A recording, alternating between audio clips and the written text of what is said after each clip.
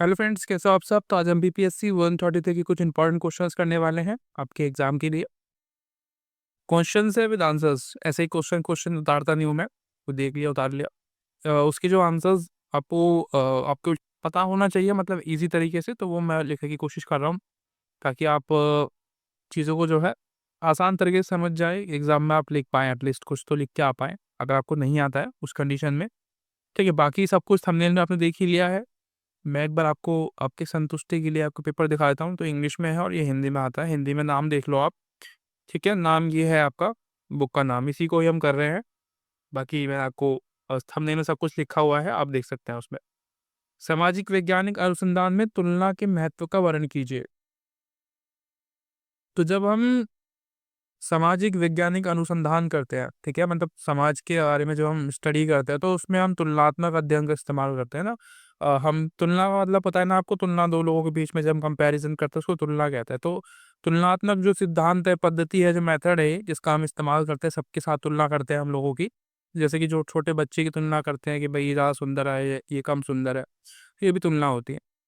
तो उसका महत्व पूछ रहा है, उसका इम्पोर्टेंस क्या होता है जब हम इसको समाज में अप्लाई करते हैं, या उसको हम जब रिसर्च करते हैं बेसिकली किसी चीज़ के बारे में उसको लेके। ठीक है, तो रिसर्च में तुलना बहुत इंपॉर्टेंट होती है, वहाँ पे वो पॉजिटिव काम करती है। कैसे काम करती है, तो मैंने इंट्रोडक्शन नहीं लिखा है और कंक्लूजन नहीं लिखा है, तो वो दोनों आप लिख देना अपने एग्जाम में अकॉर्डिंगली, जैसा आपको सही लगे। बाकी जो मेन बॉडी है मैं आपको बताऊंगा उसके बारे में।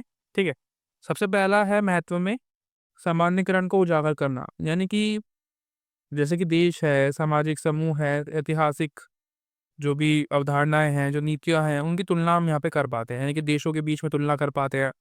हम सामाजिक समूह के बीच में तुलना कर पाते हैं, जैसे कि 2 समूह है तो उसमें कौन-सा बेस्ट है, कौन-सा वर्स्ट है। तो उन दोनों के बीच में हम कंपेयर कर पाते हैं, नीतियों की तुलना कर पाते हैं कि कौन से देश की नीति ज़्यादा बेस्ट है। तो पॉलिटिक्स में हम ये सब चीज़ों को फॉलो करते हैं ना कि भई किसी देश में अगर लोगों का कल्याण हो रहा है तो क्यों हो रहा है? हम कंपेयर करते हैं ना 2 लोगों के बीच में, 2 देशों के बीच में कंपेयर करते हैं कि भाई किसी देश में अगर विकास ज़्यादा हो रहा है तो वो क्यों हो रहा है? चाइना में क्यों विकास ज़्यादा हो रहा है? क्योंकि इकॉनमी अच्छी हो रही है, क्योंकि वो अपने लोगों पे ध्यान दे रहा है, वो जातिवाद नहीं करता। वो जो है अपने लोगों के लिए कुछ अच्छा सोचता है, मतलब बेसिक वो सत्तावादी है, मतलब आप समझ लो कि वो राजा टाइप का बंदा है, वो लोगों को परेशान करता होगा।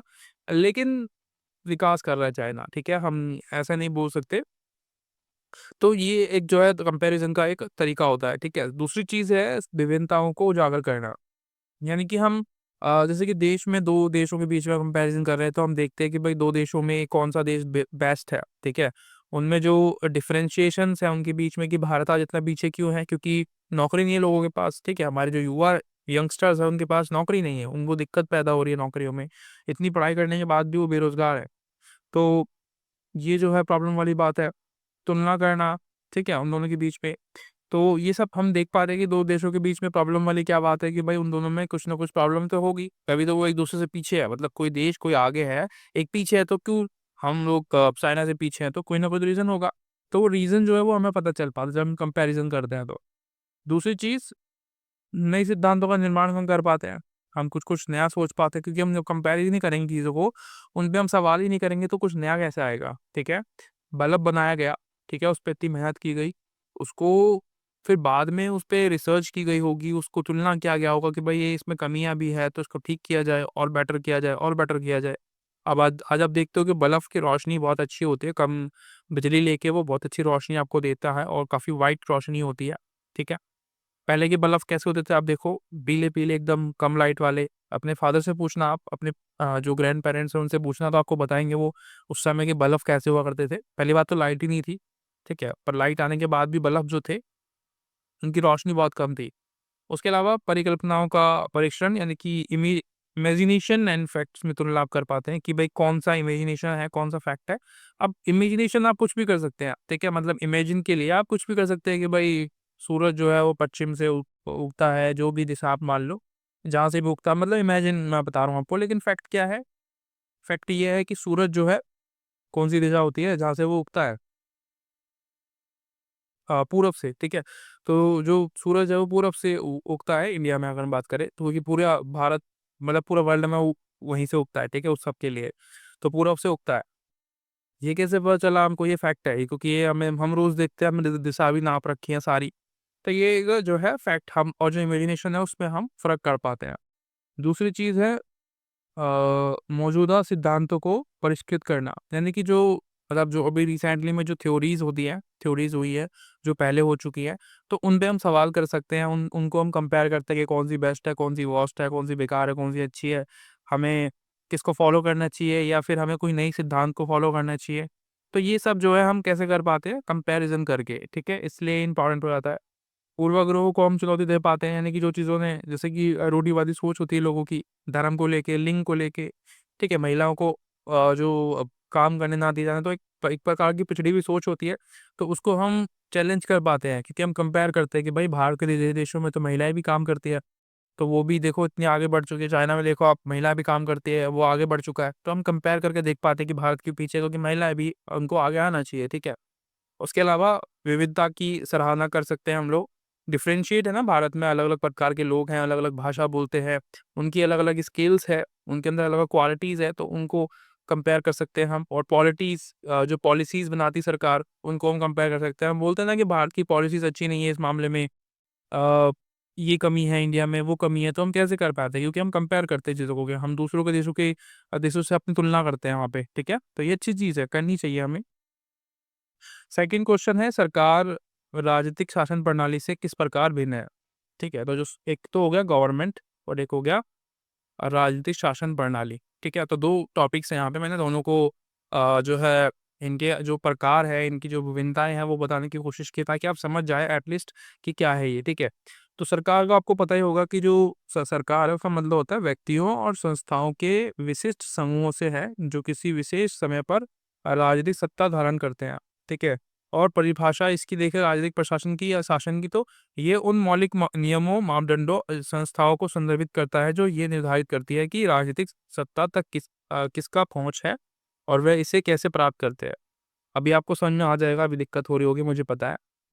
मैं आपको पूरा समझाऊँगा बारी-बारी से, कोई दिक्कत नहीं है, आप बस सुनते रहो।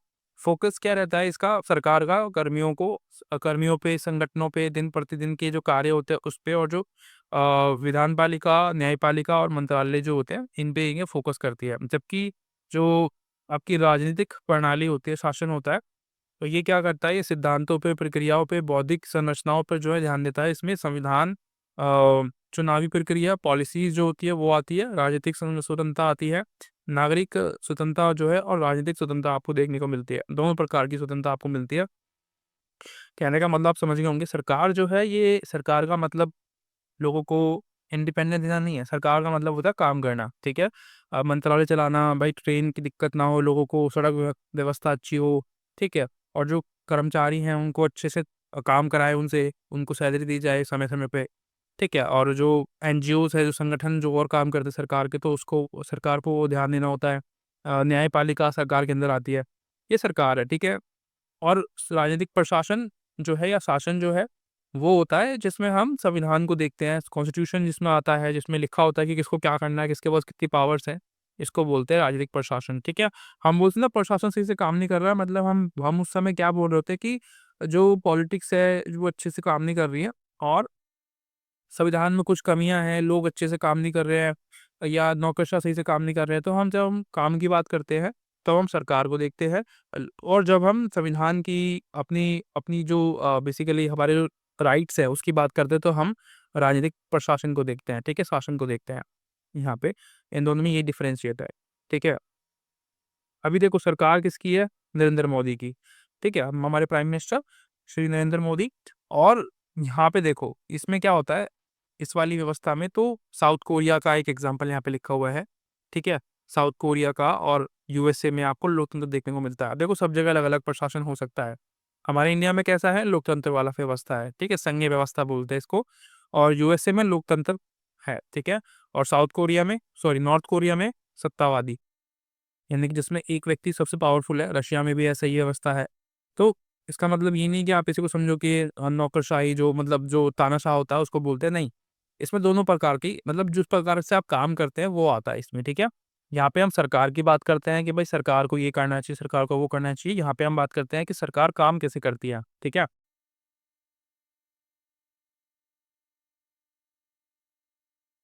तीसरा क्वेश्चन है, सत्तावादी शासन प्रणाली की मुख्य विशेषताएँ पर चर्चा कीजिए। सत्तावादी शासन प्रणाली। तो सबसे पहला जो होता है इसमें आता है शक्तियों का विकेंद्रीकरण, सॉरी केंद्रीकरण होता है इसमें। केंद्र मतलब होता है शक्ति एक एक व्यक्ति के हाथ में होती है। केंद्र मतलब एक केंद्र का मतलब होता है एक व्यक्ति के हाथ में होती है। भारत में कैसी शक्ति है, वे केंद्रीकृत व्यवस्था है हमारे इंडिया में, क्योंकि भारत में जो पावर है वो सिर्फ एक व्यक्ति के हाथ में नहीं है, वो बटी हुई है ना। प्राइम मिनिस्टर के पास अलग है, चीफ मिनिस्टर के पास अलग होती है जो स्टेट में होते हैं, और हमारे गवर्नर के पास अलग होती है, प्रेसिडेंट के पास कुछ पावर्स है, तो और न्यायालय के पास कुछ पावर्स है। तो ये विकेंद्रीकृत पावर है हमारे इंडिया में, लेकिन कहीं की जगह पे केंद्रीकरण होता है, यानी कि पावर एक हाथ में होती है। जैसे कि रशिया है, रशिया का जो प्राइम मिनिस्टर है उसके पास पावर है, पता नहीं प्रेसिडेंट है प्राइम मिनिस्टर है, मैं हमेशा कंफ्यूज रहता हूँ उस चीज़ों में। और चाइना का जो प्रधानमंत्री है उसके पास पूरी पावर है अपने देश को लेके, वो सब कुछ कर सकता है जो उसका मन करे, वहाँ पे कोई और व्यक्ति उसके उससे बड़ा है ही नहीं, ठीक है। उसके अलावा यहाँ पे देखते हो आप, जवाबदेही नहीं होती है, ठीक है, या तो बहुत कम होगी या तो होगी ही नहीं, क्योंकि सत्ता है ना एक व्यक्ति की। उसके अलावा दमन और नियंत्रण आपको देखने को मिलता है, यहाँ पे लोगों को दबाने की कोशिश की जाती है, उनको आंदोलन करने से रोका जाता है। उसके अलावा राजनीतिक बहुलवाद का अभाव आपको मिलेगा, क्योंकि यहाँ पे पॉलिटिक्स पार्टियाँ जो है वो ना होंगी, बिल्कुल ना के बराबर आपको मिलेगी, अगर होगी भी तो उसको दबाने की कोशिश करेगा वो सरकार, ठीक है। और संवैधानिक और कानूनी सीमाओं की अनुपस्थिति आपको मिलेगी, यानी कि कोई भी मतलब लॉ नहीं होगा एक तरीके से इनका, आप ऐसा कहे कि लॉ का कोई सिस्टम नहीं होता है। व्यक्तिगत स्वतंत्रता की हानि होगी, हनन होगा, क्योंकि जो बना रहा है ना वो पावरफुल है, बंदा वो अपने हिसाब से बनाएगा चीज़ों को, ठीक है, जहाँ पे उसको फायदा लगेगा उनके लिए वो काम करेगा, अदरवाइज वो काम नहीं करेगा। इसको बोलते सत्तावादी शासन, ठीक है। उसके बाद एक और क्वेश्चन है, ये मुझे मिला था, ये कह रहा है कि भारतीय संविधान की संघीय और एकात्मक विशेषताओं के बारे में बात करने के लिए कह रहा है, ऐसे क्वेश्चन आया था। वो विशेषता ही नहीं बोल रहा है, वो अंतर पूछने के लिए कह रहा था आपके क्वेश्चन में, और मैंने विशेषता लिख दिया है ताकि आप अगर क्वेश्चन बदल के आ जाए तो भी आप लिख देंगे। देखो विशेषता और अंतर अलग-अलग चीज़ें हैं, लेकिन उनको आप लिख सकते हो अंतर में, ठीक है? क्योंकि विशेषता और अंतर में बड़ा फ़र्क होता है, लेकिन एक जैसा ही है लगभग, ठीक है?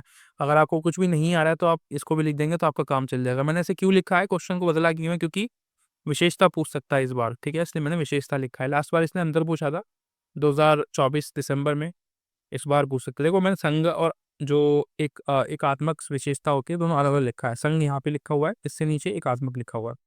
तो पहले संघों को पढ़ लेते हैं। पहला कह रहा है कि एक दोहरी राज्य व्यवस्था आपको मिलती है देखने के लिए। राज्य सरकार और मतलब और केंद्र सरकार, ठीक है? 2 प्रकार की व्यवस्था आपको मिलती है। और दूसरी चीज़ कि संविधान की सर्वोच्चता होती है। अंतर भी है, यहाँ पे मैं आपको अंतर भी करा रहा हूँ दोनों के बीच में, ठीक है? संघीय में आपको ये मिलेगा, दोहरी होगी, संविधान की सर्वोच्चता आपको देखने को मिलती है यहाँ पे। संविधान सबसे ज़्यादा बड़ा होता है उसमें, और लिखित संविधान आपको मिलता है संघीय में।